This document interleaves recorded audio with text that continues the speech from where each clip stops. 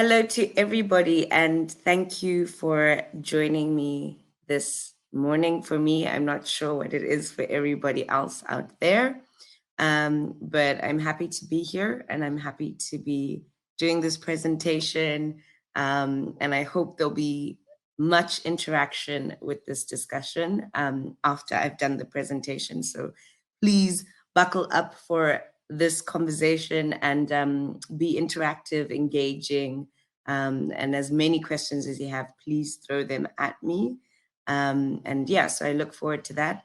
So I'm going to start my presentation by mentioning who I am, because that might be helpful. I'm Danai Musandu, and I work for Goodwill Investments, which is an early stage impact fund focused on inclusive growth in Africa. I've been with the organization now for nearly 5 years, and we are one of the pioneers in the space for impact investing, specifically in Africa. So I'm going to begin this presentation now. Great. So what are we talking about today? We're going to start off with the basis of what is the inclusive economy. So what do we mean when we're talking about inclusive growth? Inclusive growth is essentially about broadening the pie.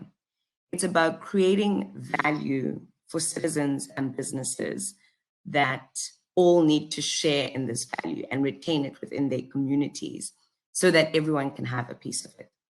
Inclusive growth is also about dignity. It's about restoration of economic agency for people. It's for the people that are unseen. It's for the informal market that actually makes majority of the market tick, but no one really pays attention to it. But it's about creating value there, or retaining it, or actually making it more efficient.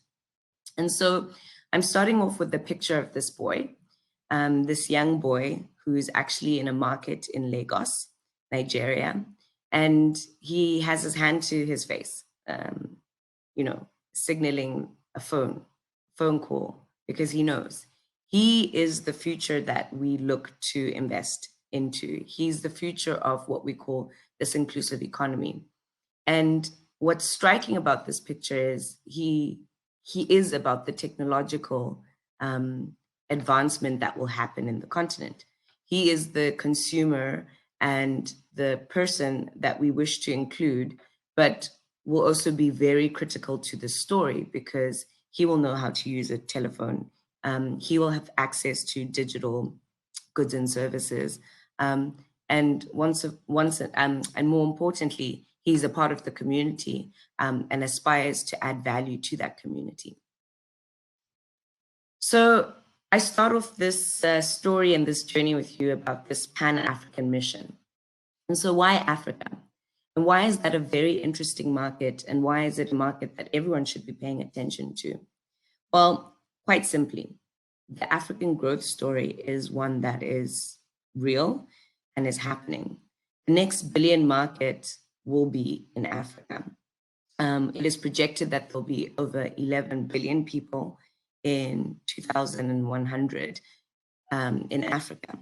And so essentially, even if we're thinking about tech companies today, Facebook, Google, they're all searching for the next billion market.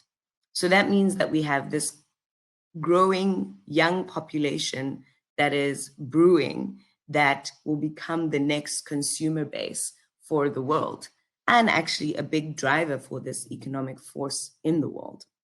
So that's why it makes it for an interesting space today. And so what people typically have as a misconception is that, well, yeah, majority of the African population is of a low income group and they can't afford goods and services. And actually what we're seeing is that what was deemed before as the base of the pyramid is now actually becoming a diamond shape. There's an emerging middle class of Africans that is growing. And that emerging middle class is going to become the biggest consumer on the continent and will be a very important driver for this.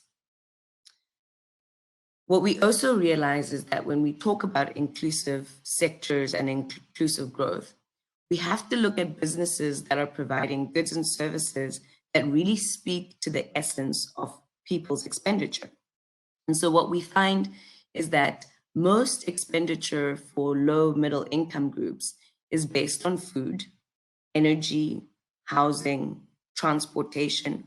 Those are the most expensive aspects of the low to middle income groups in terms of their expenditure. And to focus on businesses that are really speaking to the essence of those problems is where you can actually begin to see some economic growth and at the same time some really good value addition to those communities while at the same time making profit.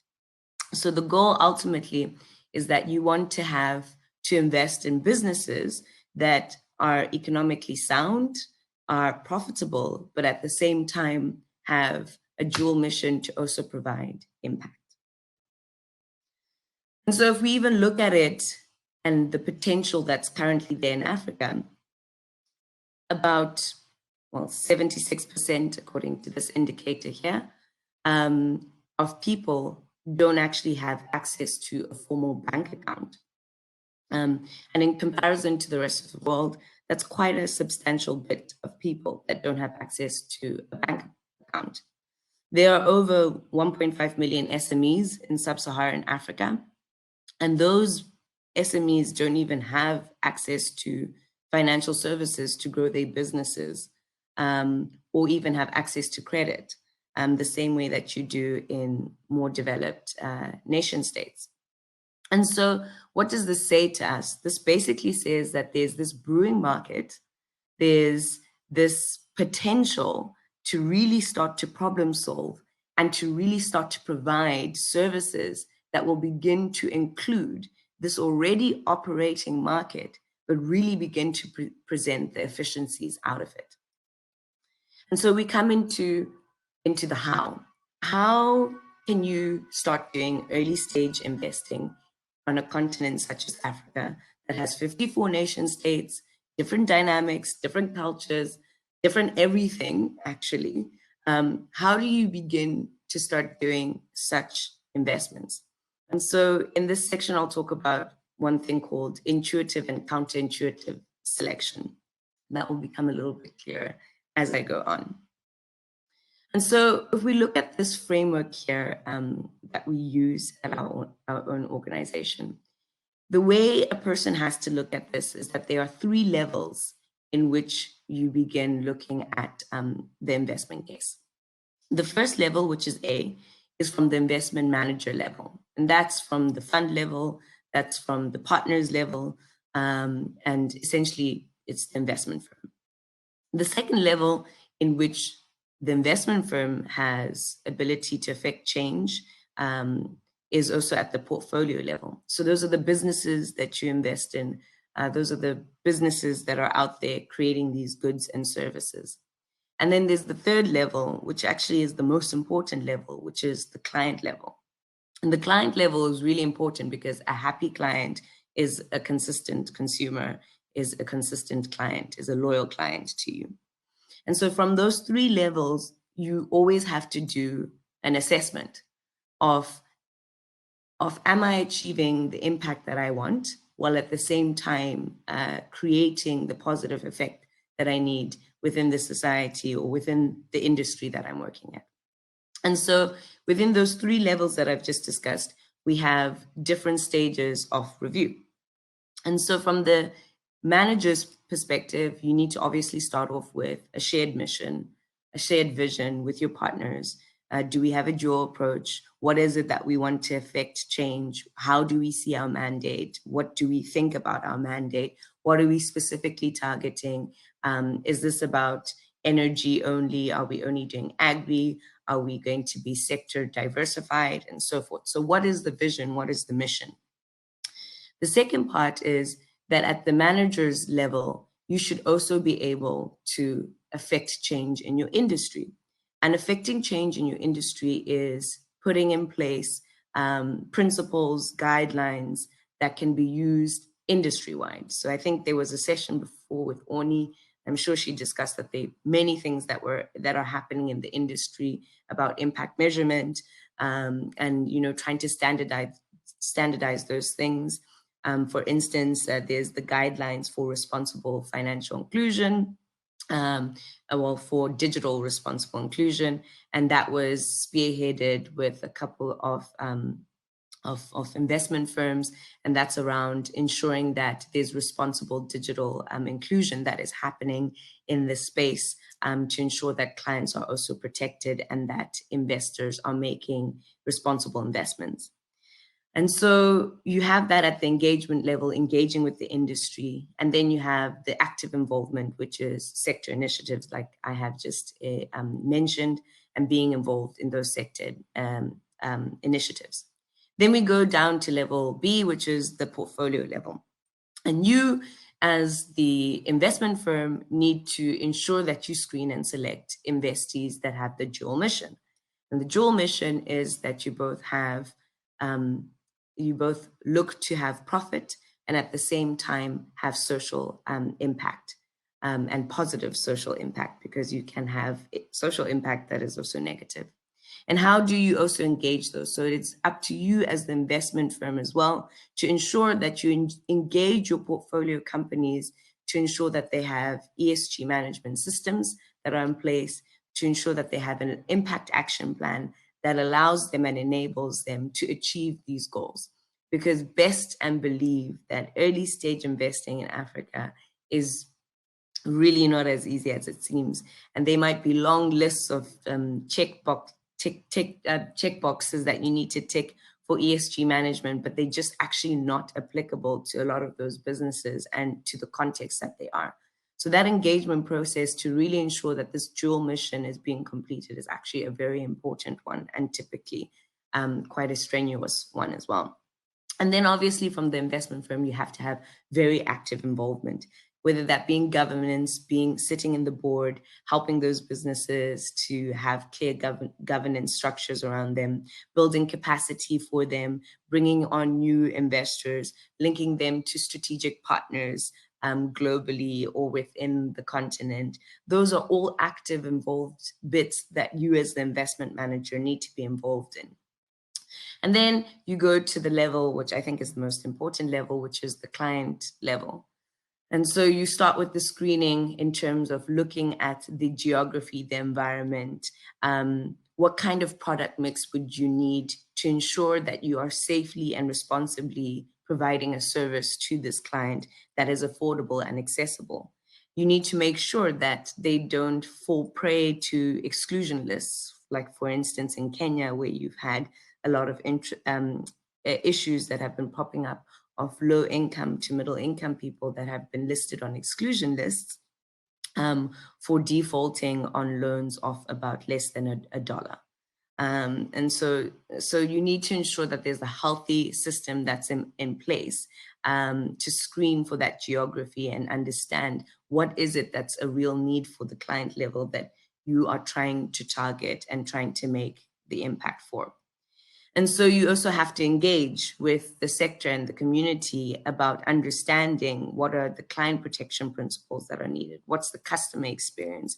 Is the portfolio taking into account grievance mechanisms that are in place for you to better understand what the client's needs are?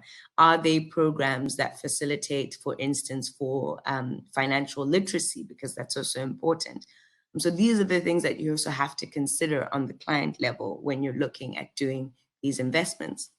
And then obviously you have to have active involvement, which is the education programs that you can help and that you can have, which typically come in the form of technical assistant programs, through grants, through bigger organizations and institutions that provide educational programs at the client level to really support that ecosystem and building it out.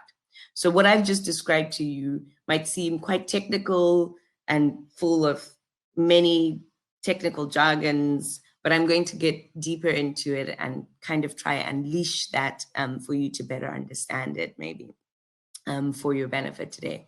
But what this is just really a framework that we look at it at 3 levels and at different stages, and how are we assessing this whole ecosystem of doing early stage impact investing. And so we come to what is this intuitive approach, an intuitive selection. So we can talk about how can we provide basic goods and services. And that's typically an easy thing in the sense of, do we make them digital because most people have access to a mobile phone? So can we provide financial services via mobile? Yeah, maybe that's super easy. Let's do that. Let's have an app, or let's have easy access through agent networks so that people can access maybe financial products.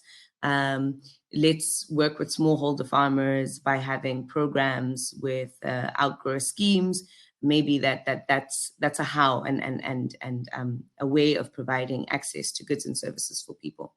But what's important is the what. And so I'll give a stark difference of an example. We could talk about, let's have digital financial inclusion, for example, and say more people in Africa have access to mobile phones. And so if more people in Africa have access to mobile phones, that means we can create financial products that are beneficial for them.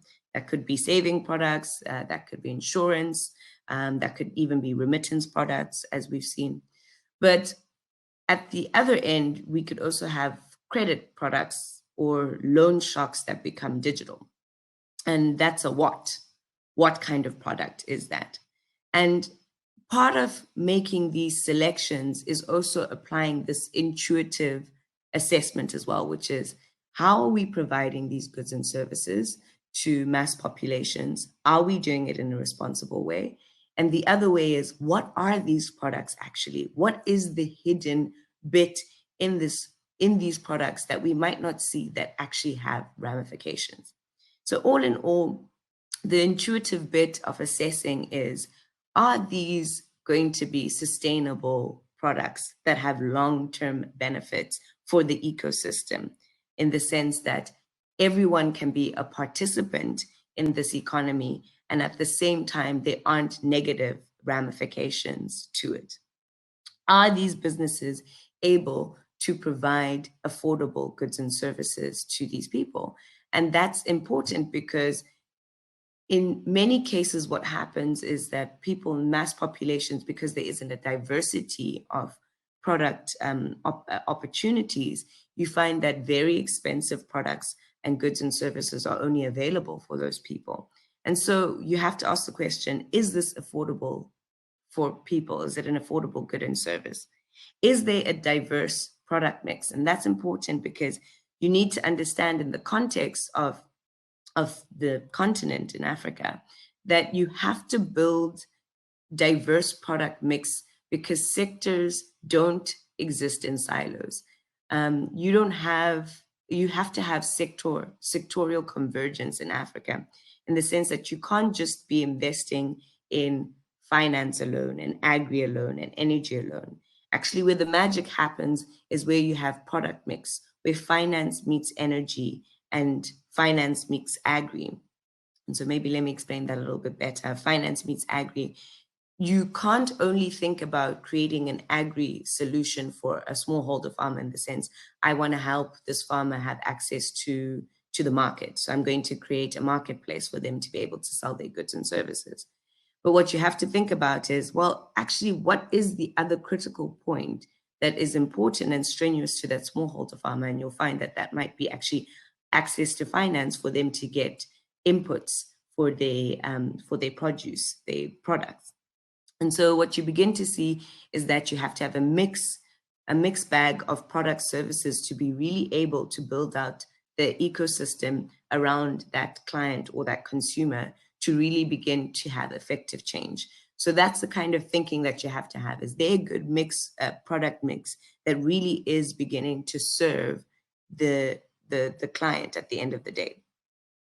And so obviously, like I've mentioned before, is this product fair and transparent in every way? Does the person actually know what they are signing up for? Do they understand what they are signing up for? And that actually comes through the intuitive process of your due diligence as you go through it. And so I'll move on to what I call the more counterintuitive. And I say counterintuitive because it's the numbers. It's actually the bits that you need to assess before you're making these investment decisions about these portfolio companies. And so obviously you look at things as the market perspective. How big is the market that this business is trying to serve? Is there really a market that's available? Will they be able to scale their businesses outside of that market? Because you always have to consider diversification from a risk perspective. You don't want to have country specific risk. So you want that portfolio company to be able to diversify and go outside of its market. Then you also have to look at financial returns and projections. And so this part is a bit tricky because when you're dealing with businesses that are really at that early stage, financial projections are a framework, because the truth of the matter is you're not necessarily really going to see those projections come out exactly as planned for that 5-year plan. But you do need to have some sort of conceptual understanding of where is it that we're going to, because these are early businesses that typically have just shown a little bit of traction. They just post revenue. They have some value in terms of their pipeline for potential partners. It's really difficult for you to be able to pin down and say that they will definitely be breaking even on this kind of year. But you kind of have to have a roadmap, a kind of northern star of where are we heading to when you're making these assessments. Then you have to look at the traction. And when we say looking at the traction, what we basically mean is there something there? Is it tangible? Can we feel it? Can we see it? Is it present? And that is typically, are they business partners that they're working with? How many clients do they have? What is their reach currently? Who are they talking to? What's in the pipeline of potential new clients to scale the business? Another point that's also very important to assess in the early stage is valuations. And this is quite a contentious matter, but I think COVID has also managed to, kind of mitigate it in a bit. But specifically in the tech space, for tech impact investments, valuations have been skyrocketing. And just because you slap some technology on it, all of a sudden it's worth maybe 40 million, even though the business is really just right at its infancy. So that's another consideration that you have to make, does this valuation really make sense for me when I'm looking at this business? Then obviously you have to look at the business model and the strategy. Does the business model make sense? Is there a clear strategy of how they're going to execute on this plan? Then team composition, which actually is the most important indicator when making these investment decisions, is really about the team composition. The reason I say it's the most important is because a lot of the other things that I've mentioned before will always be changing and will always be a little bit difficult to really pinpoint because of the markets that these businesses are operating in. But at the end of the day, it's really about the execution. Does this business have the ability to execute on the plan? Do they have what it takes in terms of the team composition to make it happen and to replicate the model across board? And I would say that in early stage investing, that is really one of the key indicators, is really about the team. And is this team able to really provide what it needs to bring this business? And so there are many other considerations that you also have to have there. Synergies with the investment team and the expertise that the team has.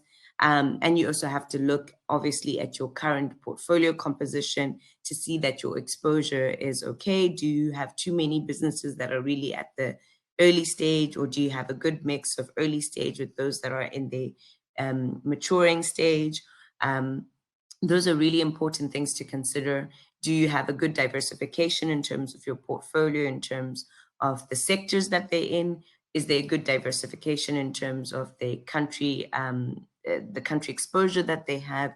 Those are the considerations you're looking at these investments. And so the big important part about early stage investing in Africa is really about the approach. The approach is really essential. And it's essential because you're dealing in a marketplace where things are constantly changing. It's interesting because right now the world says that we're in crisis. Yes, we're in crisis. We have a pandemic. But what's interesting to see is that African markets are typically always living in a perpetual state of crisis and trying to fix one thing from another. So these are very dynamic markets that really need tailored approaches and tailored strategies to really be able to have effective change in them. And so, what are the most important things to the approach with dealing with early stage, specifically in Africa and impact investing? You have to have really local support and local know-how. And I'm glad to see in the space that we are beginning to see more people coming and entering into the space that have local knowledge. Before, you used to have what we would call fly-by-night investors that would come in and make decisions from Washington around investments that they basically had no clue about or really no understanding. So it's really, excuse me, important ultimately to have local teams with local experience, with really local understanding and very hands-on, that they are able to really be able to deal with any situation that arises in that moment. And also that are able to relate to the market segment that these businesses are really trying to approach. I'll make it as simple as this. If you're going to be a person in the investment space trying to make an investment in a business that is operating in a rural market or in a township or slum, if that's the other word that people know, you are going to find it very difficult to be in a suit, be a person that might be a white person walking around in a township trying to do due diligence and trying to get information out of that place. There's that, what I would like to say, edge or swag, or how can I say, street smartness that you just need embedded and present in your team to be able to do effective due diligences, to really understand the marketplace that those businesses are trying to work in. So that local knowledge, I think, is critical and crucial when we're looking at early stage investing, and specifically in Africa. The other thing that's really important is that you need to be in this for the long run. This is really not a quick and dry, easy in and out marketplace. Early stage investing is really not about that. You have to be there in the long haul. And the long haul is about looking at your investment between 7 to 8 years, that you have this investment, that you build capacity for that investment, that you support that team, that you actively help to fundraise. That's the long run. It's about a marathon when we're talking about impact investing. It's really about patient capital, and you have to have the patience to be able to be in those markets to see them really come to fruition. And I'll give as an example, one of our portfolios that we invested in 2010 called Paga, which is now the biggest mobile money operator in Nigeria. When we first invested in that company, they had only about 500 clients, and today they have over 10 million clients. But that was a very, very long journey of building a brand, of building a presence, of building local teams on the ground, of building local capacity and a massive agent network. So it's about the long haul to really be able to see these investments come to fruition. And then it's also about smart equity. And so it's really about being able to adjust your instruments. Sometimes equity or straight equity is not an appropriate instrument to be using for these businesses because of the stage that they're at. Maybe they haven't gotten to the stage where the valuation is really clear. So you would opt to have a convertible note, which is essentially a debt that will then convert into equity later, to allow that business to have time to really produce the value that it needs to have by bridging the business for a period of time. And so you do have to have smart equity that is able to adjust to the circumstance. And so that's the approach that you need to have about it. You also have to be entrepreneurial in terms of being able to help those companies navigate very early stage growth pains. And early stage growth pains could be as silly as getting governance in place. It could be as silly as having a CEO who's more of a visionary, but really actually isn't a CEO or equipped to be taking a team forward. It's about building maturity for those businesses as well in places where resources aren't necessarily easily accessible about them. And it's about building a vision to have a bigger and global vision for their business and extending their wings outside of where they are. And so what can I say as examples of why is the moment and the momentum here, and why is Africa important, and why is early stage specifically in Africa super important? I'll give a case study of a business that we invested in called MFS Africa. It was founded in 2009 and we invested in 2017. And MFS Africa is a platform that allows for cross-border remittances to happen across countries, across mobile money operators. And why is this really important? Well, it's important because, for instance, I'm from Zimbabwe. So if I want to send money back home to my family, whether it be for my granny to be able to get groceries, whether it be to pay for a cousin's school fees, and while I'm living abroad, I'm going to want to remit money to their mobile phone. But interesting enough, on the continent, MTN in Ghana does not speak to MTN in South Africa. So you would not be able to do that remittance. So what you'd be left with is doing a remittance via your Western Unions or via the bank, which is super, super expensive. There are fees of maybe up to 30% fees that you're looking at that are then incurred by the person who's also receiving the money, which is really not beneficial. So what MFS Africa has done is they created a platform that allows people to be able to do that exchange between countries, between different networks. And so when we first invested in them, they had a couple of million mobile wallets that were connected to their platform. And to date, they have over 200 million wallets. They are serving over 27 countries in sub-Saharan Africa. And when we first invested in them, they had about a little more than 1 million transactions per quarter. And now they're at over 160 million transactions. And the real golden star, the northern star that we're looking towards is that they can get over to 1 billion. And what's interesting about a case study like MFS Africa is that it's an African giant on the rise, that Visa is even wanting to partner with that company because of the potential that that company has in terms of really allowing for global remittances to happen towards it in Africa. And so what does this indicate?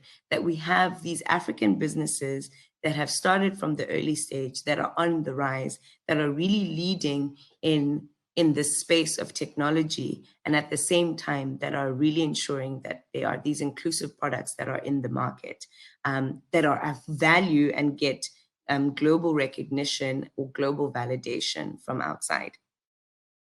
And so if I look at our current portfolio today, as I begin to wrap up and allow for questions later on, as I look at our current portfolio today, we really are targeting SDG goals. And the ones that we really specifically target are 1, 8, and 9, which are around no poverty, which is around innovation and about economic opportunity. And obviously there's a variety and different SDG goals depending on the businesses that we also look at. And a bulk of them, of these businesses, are really either operating in the space where they are B2Cs, they're going direct to the consumer, or B2B players, which are really building the digital infrastructure that's going to be essential for all these services to happen on the continent. And so to date, what can I say that we've achieved by doing early stage investments is that we've already had three previous funds, and this is the fourth fund that we have currently. Our first fund has been fully exited, and that had a 9% IRR net return in euros. And our second fund is partially exited and expected to have a 30% IRR net return. So I must also add the first return already had an IPO. And that really is an indication that you can take an early stage business all the way to an IPO, it really becomes a valuable business. We have had over 12 years of a track record in our space. We have a diversity of investors, whether they be family offices, funds of funds, DFIs, high net worth individuals. We have reached over 2.8 million households. And I can't say that that's only us directly, but obviously the other people that are contributed in that story. And there are over 32,000 jobs that have been created directly through the work that we're doing. And so what does this say? This says that there is a real market for early stage investment. That early stage investment in Africa is something that's present, it's here. And so just a little bit more, this is just really in detail our track record and what we've achieved so far and what we have. But just to conclude, really, we have African giants on the rise. And these are some of the entrepreneurs that at Goodwill we have invested in. And these are really the people that are moving the needle in the early stage investment space that are going to become real global players in the space. And so with that, I think I went a little bit over time. I do open up for some questions. And I think if I understand correctly, we can go into the sessions. And I really hope we can have an engaging conversation and you can ask me all sorts of questions and anything you'd love to know.